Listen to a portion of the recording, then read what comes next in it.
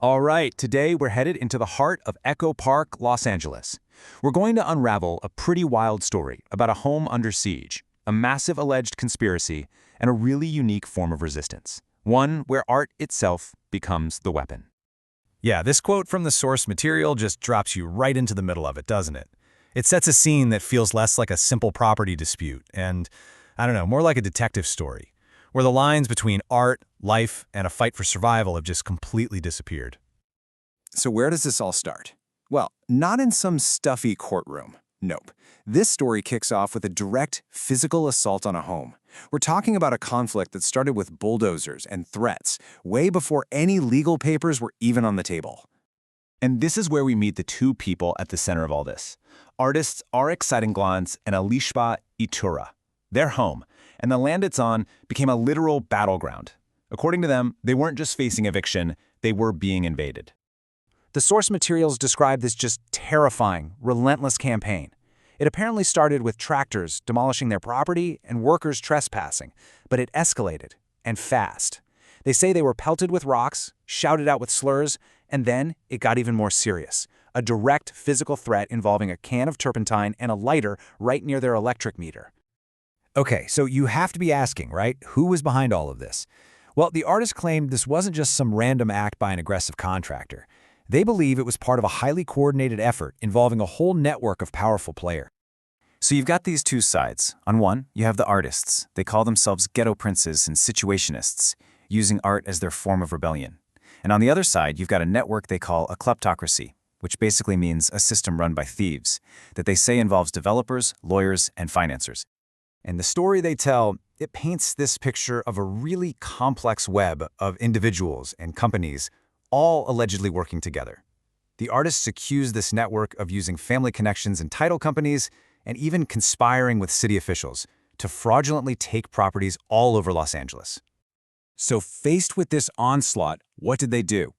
They didn't just call the cops. No, they became these kind of forensic investigators. They started meticulously documenting everything they believed was evidence of a huge fraudulent operation that was targeting homeowners. And you know what's crazy? This whole thing, this massive investigation they launched, was apparently sparked by the tiniest details.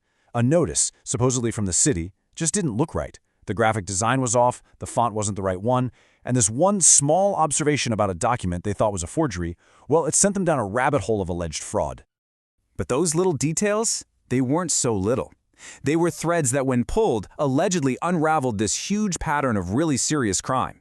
I mean, the accusations are staggering. They cover everything from real estate and PPP loan fraud to perjury and filing false police reports just to intimidate them. And just to give you an idea of what they were digging up, take a look at this. Public records show that one of the main companies named in their allegations, Resourceful Developments, Inc., filed for Chapter 7 bankruptcy 3 years in a row. It kind of hints at a pattern of some very complex financial maneuvers. Okay, so they're up against what feels like this corrupt, overwhelming system. So how do you fight back?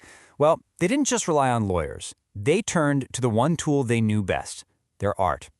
They decided to turn their entire struggle into a performance piece. Yeah, their whole response is guided by this art philosophy called situationism. Now, if you've never heard of it, the core idea is to basically turn life itself into an act of rebellion, to create these situations that disrupt the normal flow of things and expose the hidden systems of control.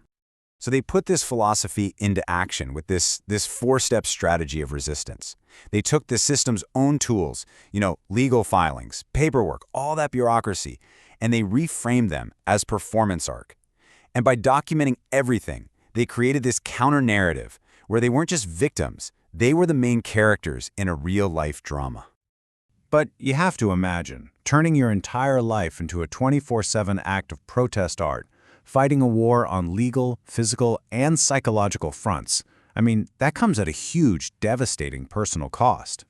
And the source material is pretty clear about the immense toll this constant stress and harassment took on Elishba's mental health. Her pre-existing struggle with schizophrenia was just tragically made so much worse by this relentless battle. It really highlights the devastating human impact of this whole conflict.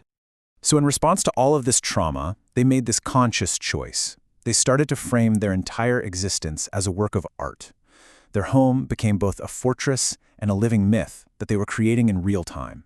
It was a way for them to process the trauma, and give some meaning to their struggle for survival. And really, this whole thing boils down to one central, really tough question. When the very systems that are supposed to protect you, the police, the housing department, the courts, are the ones you believe are conspiring against you, what can you even do?